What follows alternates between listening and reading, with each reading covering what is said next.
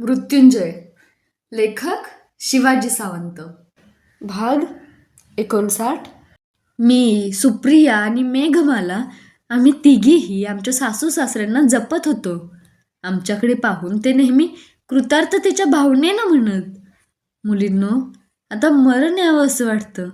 सौख्याच्या शिखरावरून स्वर्गाला जाणारी वाट जवळ असती तर किती बरं झालं असतं. कर्ण अंगराज झाला, त्याचे विवाह झाले, शोनही चतुर्भुज झाला. आमच्यासारख्या सारथ्यांची सौख्याची कल्पना यापेक्षा अधिक ती काय असणार. मला चिमटा काढीत सुप्रिया त्यांना म्हणे, पण मामनजी, नातवाचं मुख पाहिल्याशिवाय स्वर्गात प्रवेश नाही असं ऐकलंय आम्ही. होय सुप्रिया, ते एक इच्छा राहिली आहे आणि वृषाली ती लवकरच पूर्णही करील. काय वृषाली? ते मला विचारीत. माझं मुख लज्जेनं आरक्त होई. मी सुप्रियेकडे लटक्या रागानं पाही. तोंड फिरवून ती खुदखुद हसत राही. सुदामनंतर बऱ्याच वर्षांत आमच्या कक्षात बालबोल घुमले नव्हते. दिवसांमागून दिवस जात होते. मला हालचाल करणं अवघड जात होतं. मंचकावर पडले की माझं सारं आयुष्य माझ्या डोळ्यांसमोर उभं राही. वडील लहानपणीच गेल्यामुळे आईनं आणि सत्यसेन दादानं माझं ममतेनं सांभाळ केला होता. आम्ही हस्तिनापुरात आलो त्या दिवशीच आई कायमची निघून गेली. प्रयागात माझी आणि अंगराजांची पहिली भेट झाली. तिला कारणीभूत होता तोही एक घोडा आणि एक घडा. मी नेहमीच त्या घोड्याला मनोमन धन्यवाद देत आले आहे. त्यानं मला जन्मोजन्मीचा सहचर शोधून दिला होता. पराक्रमी, सुस्वरूप, निगर्वी आणि प्रेमळ. माझं जीवन त्यांच्या संगतीत फुललं होतं. मातृत्व म्हणजे स्त्रीच्या जीवन यज्ञाची पवित्र सांगता. मातृत्व हा निसर्गानं स्त्रीला दिलेला सर्वात श्रेष्ठ असा वर असतो. पराक्रमाचं मातृत्व पुरुषाकडे असतं, पण मातृत्वाचा पराक्रम केवळ स्त्रीच करू जाणते. मातृत्व ही स्त्रीची सर्वात श्रेष्ठ आणि सहज सुंदर अशी साधना असते. इतर सर्व आनंद सापेक्ष असतात, पण मातृत्वाचा आनंद हा ब्रह्मानंद असतो, कारण तो निर्मितीचा अतुल आनंद असतो. पण आनंद सहज साध्य नसतो. त्यासाठी स्त्रीला मरणप्राय प्रसव वेदना सहन कराव्या लागतात. मातृत्वाचं हे सुवर्ण प्रसव वेदनांच्या मुशीतून तावून सुलाखून निघालेलं असतं आणि म्हणूनच स्त्रीला त्याचा अभिमान असतो. आणि एक दिवस मी प्रसव वेदनांनी घायाळ झाले. जणू सहस्र शरांचे अग्र सर्वांगात कुणीतरी निर्दयपणानं खुपसत होतं. मी त्या सर्व यातना निकरानं सहन करीत होते. माझ्या मुलाच्या जीवनासाठी हे मला सहन करणंच भाग होतं. जीवन गोंडस आणि सर्वांनाच हवंहवंसं वाटणारं जीवन किती कष्टमय मार्गाने साकार होत असतं. मातेच्या प्रसव वेदनेच्या निश्वासातून जन्माला येणारं अर्भक जीवनाचा हुंकार घेत असतं. मातृत्व हा सर्वात अद्भुत चमत्कार आहे. वेदनामय तितकाच आनंददायक, भीतीदायक पण आशादायक. मी प्रसूत झाले. औदुंबराच्या पक्व फलासारखं अंजिरी रंग असलेलं एक बालक जन्माला आलं. माझं शरीर रित झालं आणि मन वात्सल्यानं काठोकाठ भरून आलं. मी माता झाले. सर्वांगातील शक्ती गेल्यानं शरीर शांत झालं असूनही मी मोठ्या उत्साहानं कसंबसं स्वतःला सावरीत उठले. दाईच्या हातातील त्या अर्भकाला मी छातीशी कवटाळलं. तो पुत्र होता.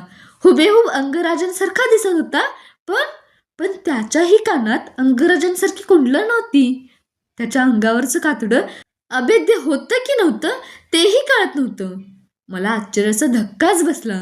राजमाता कुंती देवींचा कयास अचूक ठरला होता. त्या बालकाच्या रडण्याचा आवाज ऐकून कक्षाबाहेर उभे राहिलेले अंगराज, शोन भाऊजी, सुप्रिया, मेघमाला, सत्यसेन दादा सर्वजण आत आले. आत येताच अंगराजांनी तत्परतेनं अलगद माझ्या हातातून बालकाला आपल्या हातात घेतलं. अत्यंतिक अधीऱ्या नजरेनं त्यांनी त्याच्या कानांकडे पाहिलं. त्याला कुंडलं नाहीत हे पुन्हा पुन्हा चाचपून पाहिलं. त्याच्या लुसलुशीत कोवळ्या करंगळीवर त्यांनी हळू सुई टोचली. करंगळीवर क्षणात एक रक्ताचा थेंब उभा राहिला. तो पाहताच ते एकदम गंभीर झाले. त्यांचा उंच देह थरथरू लागला.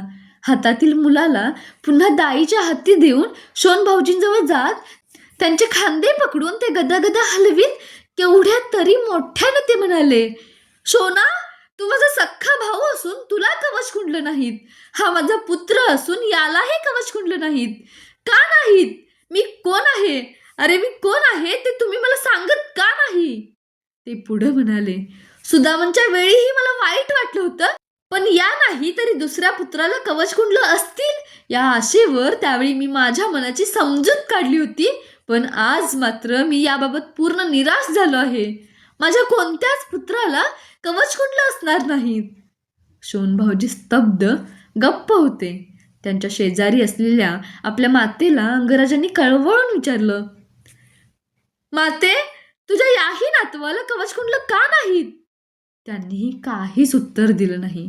शेवटी त्याच आवेगानं ते माझ्याजवळ आले आणि मी शांत आहे याचं भानही न राहून माझा दंड गदागदा हलवीत म्हणाले, वृषाली, तू तरी सांग, मी कोण आहे?